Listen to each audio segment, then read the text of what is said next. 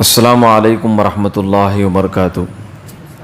الحمدللہ رب العالمین والصلاة والسلام علی اشرف الانبیاء والمرسلین نبینا محمد وعلی آلہ وصحبہ اجمعین۔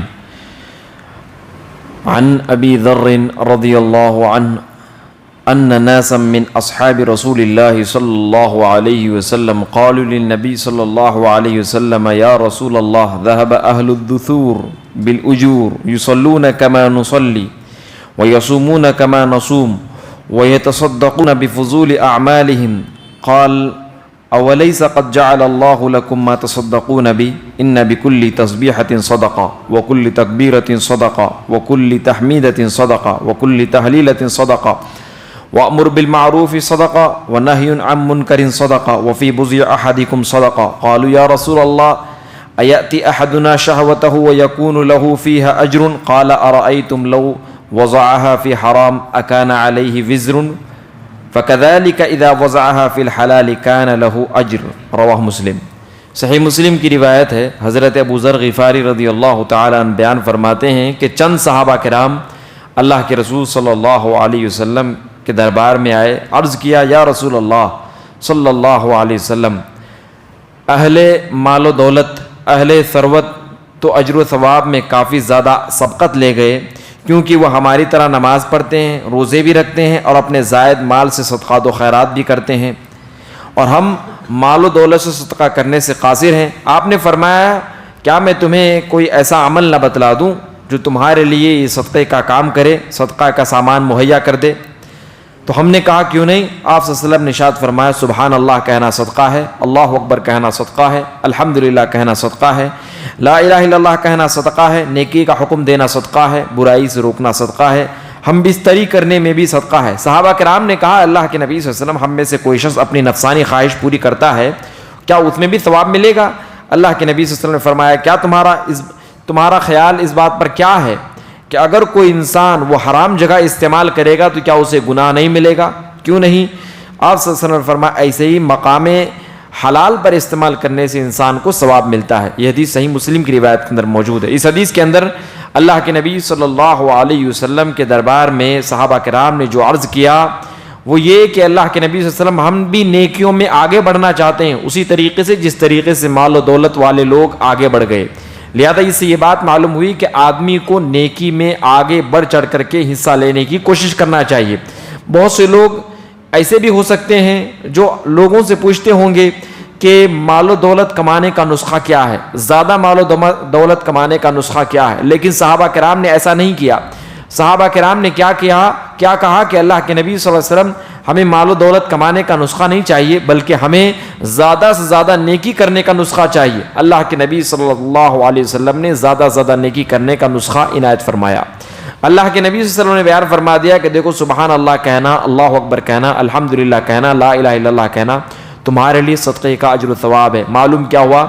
اگر آدمی تسبیح پڑھتا ہے تو ہر تسبیح کے بدلے انسان کو صدقات و خیرات کا ثواب ملتا ہے۔ یہ اللہ کے نبی صلی اللہ علیہ وسلم کے فرمان کے مطابق۔ اسی طریقے سے اللہ کے نبی نے بیان فرمایا کہ اگر کوئی انسان اپنی بیوی سے اپنی خواہش کو پوری کرتا ہے، نفسانی خواہش کو پوری کرتا ہے، اس پر بھی انسان کو صدقات و خیرات کا ثواب ملتا ہے۔ یاد رکھیے سبحان اللہ، الحمدللہ یہ کوئی معمولی تسبیحات نہیں ہیں جو اللہ کے نبی صلی اللہ علیہ وسلم نے بتلائے۔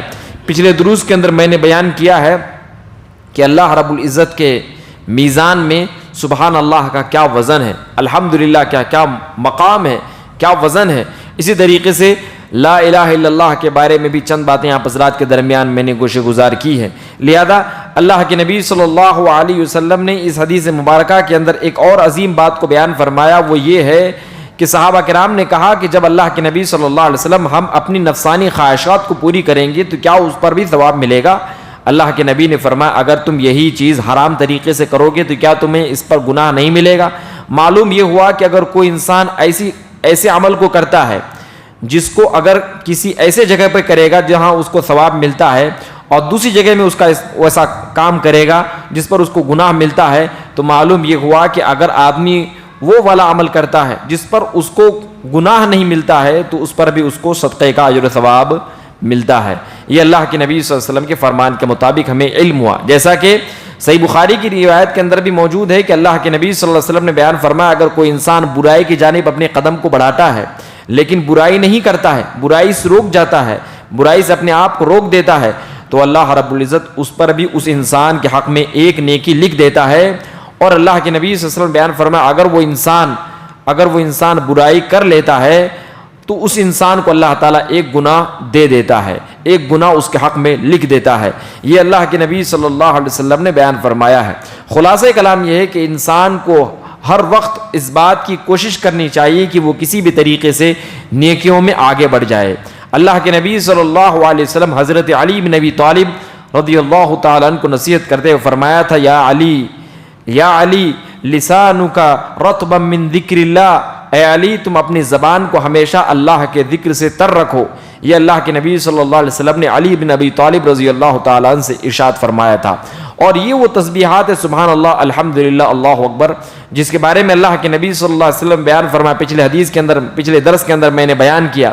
اگر کوئی انسان اس کو نماز کے بعد 10 مرتبہ پڑھتا ہے، 33 مرتبہ پڑھنے کا تو اجر و ثواب ہے ہی، لیکن اگر کوئی انسان 10 پر ہی بس کر لیتا ہے، 10 پڑھ لیتا ہے، یعنی سبحان اللہ الحمدللہ اللہ اکبر 10 مرتبہ پڑھ لیتا ہے، اور سوتے وقت 33 اور اللہ اکبر کو 34 مرتبہ پڑھ لیتا ہے، تو اللہ کے نبی صلی اللہ علیہ وسلم نے ارشاد فرمایا کہ اس نے اپنے آپ کو جنت کے لیے تیار کر لیا ہے۔ صحابہ کرام نے تعجب کیا کہ اللہ کے نبی صلی اللہ علیہ وسلم یہ کیسے ہو سکتا ہے کہ اتنا چھوٹا عمل ہم کر نہ پائیں، ہم ضرور کر لیں گے۔ اللہ کے نبی نے فرمایا کہ آدمی نماز پڑھتا ہے، آدمی کو بہت سارے کام یاد آ جاتے ہیں، آدمی تسبیحات کرنے سے قاصر ہو جاتا ہے۔ اسی طریقے سے آدمی بستر میں جاتا ہے سونے کے لیے، بہت سے اس کے ذہنوں میں خیالات آتے ہیں، شبہات آتے ہیں، نفسانی باتیں آتے ہیں، جس کی وجہ سے انسان تسبیحات سے غافل ہو جاتا ہے۔ خلاصہ کلام یہ ہے کہ انسان کو تسبیحات کی جانب بہت زیادہ توجہ دینی چاہیے، اور بھلائی کا حکم دینا اور برائی سے روکنے کی جانب بھی بہت زیادہ لوگوں کو توجہ دینا چاہیے، کیونکہ اس کے ہر موڑ پر، ہر وقت پر اللہ رب العالمین لوگوں کو اجر و ثواب سے اور صدقات و خیرات سے نوازتا ہے۔ اللہ تعالیٰ سے ہم دعا کرتے ہیں کہ رب العزت تو ہمیں بہترین نیکوکاروں میں شامل فرما، اللہ تعالیٰ تو ہمارے ہر طرح کے گناہوں کو معاف فرما، دنیا و آخرت میں ہمیں ہر قسم کی بھلائیاں عنایت فرما، موت کے بعد ہم سب کا ٹھکانہ جنت الفردوس بنا۔